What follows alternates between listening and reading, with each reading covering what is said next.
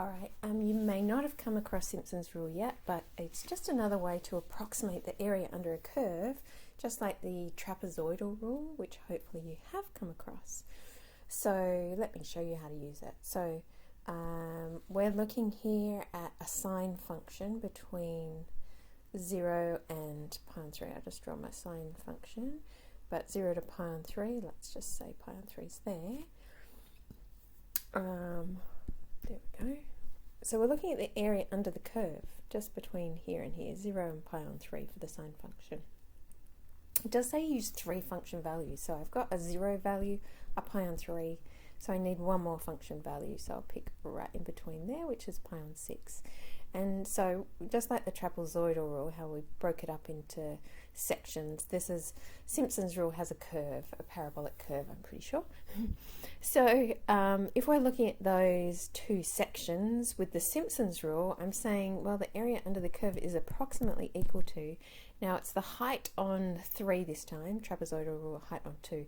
So the height of each of these sections or segments here, like this, is pi on 6. So I've got pi on 6 on 3. And then you'll have your first function value, which is 0, plus this time it's 4 times your odd function values, which is really, we've just got 1 there. And then 2 times the even ones, and then your last function value. So we don't have any even ones here, but we've got 4 times our function value for pi on 6 is sine pi on 6. And then we've got our function value for pi on 3, which is sine pi on 3.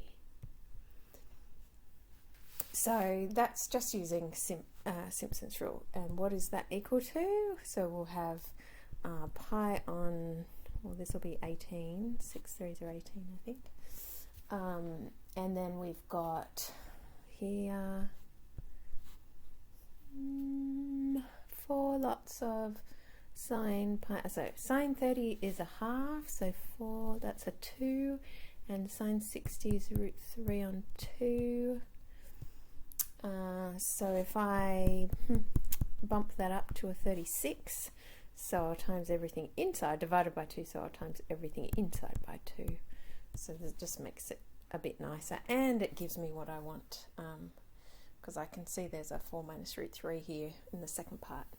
Alright, so that's the approximate area using Simpson's rule between 0 and pi on 3 for the sine curve, hence show that. Alright, so that's approximate, but we could actually do the actual. So we haven't done it yet, but you would need to integrate. So the integral is the actual area, so, and it's all positive, so I can say the area under the curve is exactly equal to the integration of sine x between 0 and pi on 3.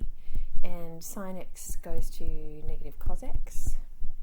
And if I sub pi on 3 in there, cos pi on 3 minus cos of 0, you can see cos pi on 3 is cos 60, which is a half, and cos 0 is 1, half minus 1 is negative a half, but I'm times it by negative, so that just gives me a half.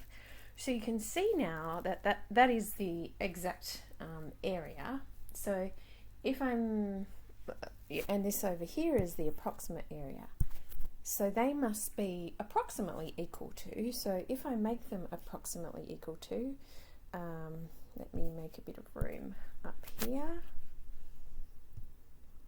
So that means that pi on 36, 4 plus root 3, is approximately equal to a half. And obviously I want pi to be the subject. Is that what that's called? Pi is a subject. So if I just rearrange this a little bit, I've got pi as the subject. I've got 36 on 2, which is 18, and I've got 4 plus root 3 on the bottom. Now I don't like a surd on the bottom, so let's rationalize that surd. There we go. So it should be, well, I'll just put 18 because then I have to remember to look at what I'm after, and it's pretty close. The top's already there. So clearly the bottom's going to be 13. Let's check. So 16 minus 3, which is 13.